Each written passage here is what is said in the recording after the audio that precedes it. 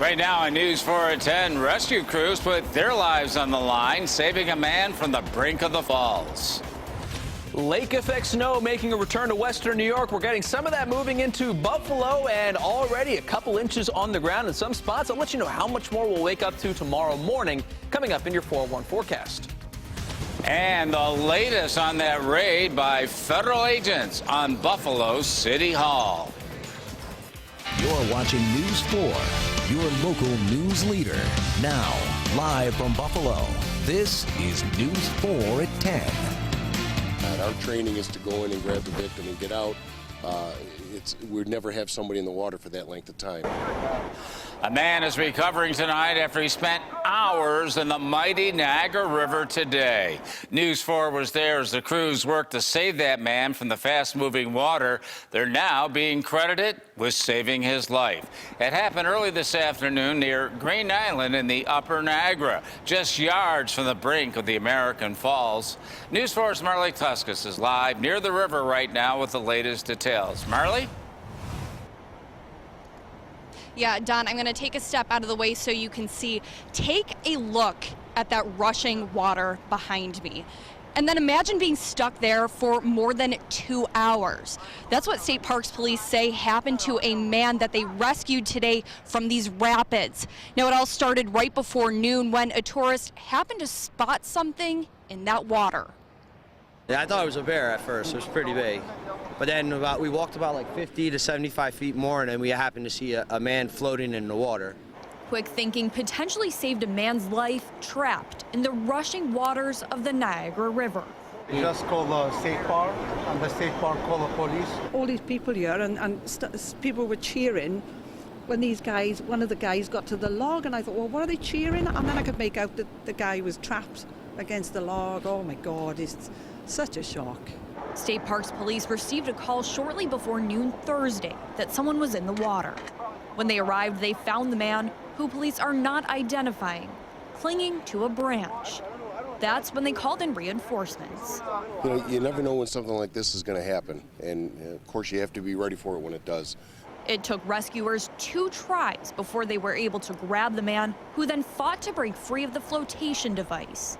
It could be just a natural reaction of being in the water for a couple of hours.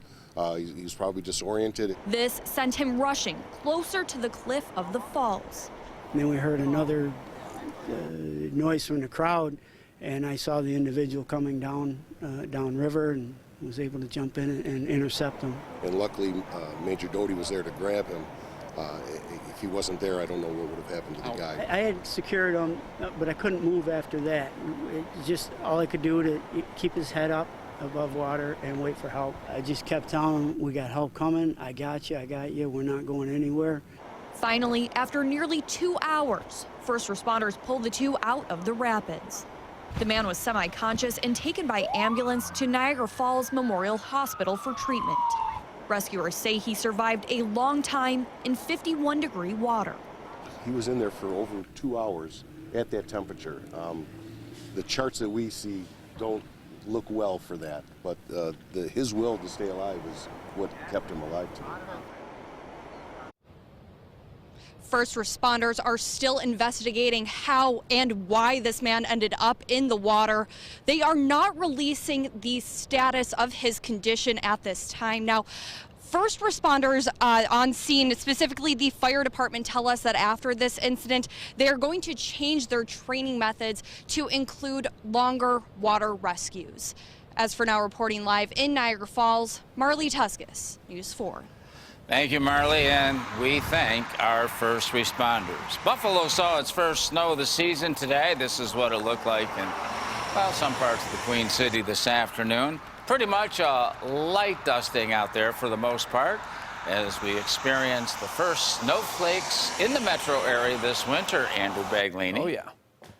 How'd you take it? I liked it. You liked it? Yeah, I mean, it looked pretty. It did, didn't it? You know, by March 17th, it'll be time for it to say bye-bye. Couldn't agree more. And then we're going to get another month of snow, and you'll really want to yeah, no, bye-bye. Western New York, don't you, I've learned, you know, after 5 years, I finally learned how things operate around here. But, yeah, enjoy it. while you can enjoy it, it was a gorgeous looking day with some of that snow falling in a lot of areas. Didn't really cause many issues on the roads, but it made for very picturesque scenes. And it looks a bit like winter up in North Tonawanda. The snow is flying in the North Towns and down in Ellicottville at Holiday Valley. Not only have we been seeing some snow showers, but they have turned the snow guns on and they've been making a little bit of snow as well. We still have this winter weather advisory in Chautauqua County. I think the bulk of the heavier lake effect snow here will fall after midnight tonight. We'll have several hours of some of that heavier snow, but check out the radar right now. We've got some pretty good snow bursts just making their way into the North Towns right now. It's passing through Grand Island. We have it leaving Niagara Falls, at least the heavier of the snow,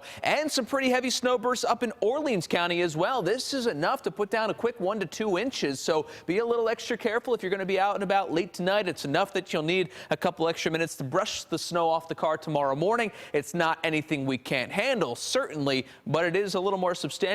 And we've got some disorganized snow bursts passing through the southern tier. As I mentioned a little later on tonight, I think it becomes a bit better organized in Chautauqua County. Breeze still out of the west and northwest.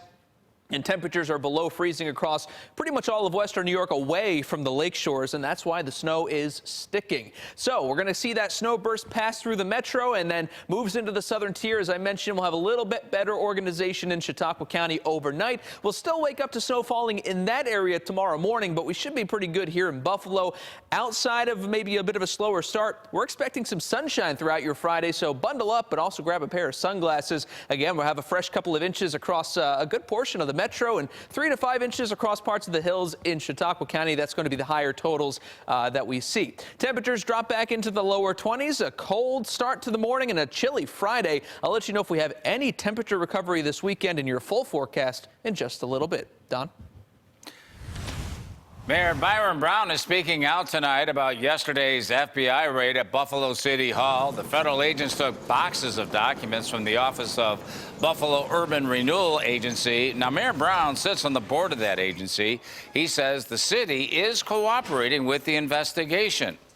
Of course, anyone would be concerned, but again, I have no details whatsoever from any agency on this investigation, and if information is requested, we will provide any information and cooperate fully. In addition to the FBI, the IRS and the Federal Department of Housing and Urban Development are also working on this investigation. A Lancaster man's accused of sending threatening messages to the family of a woman who died in a car accident. Police say Alan Sterling lost control and crashed his SUV on William Street in Lancaster back in May. Jody Anstedt was killed in that crash. Sterling is charged with criminally negligent homicide and harassment. He's being held at the Erie County Holding Center. The final days of a person's life can be excruciating for the entire family. But there's a new focus now on the importance of what a patient dreams about in those final days. Hospice Buffalo is catching national attention for groundbreaking research into the very vivid dreams hundreds of their patients tend to have in their final days of life. This was a very significant thing, but when I woke up I was happy. It left me with a good feeling. There's this paradox. We think of dying as a physical deterioration, as a lessening, and while that is true, these folks are spiritually, they're psychologically very much alive and present. And News 4's George Rickard will have more on the end-of-life dreams. Catch it tomorrow on News 4 at 11. Well, still to come, making it easier for criminals to make bail. It's happening. We'll have the latest.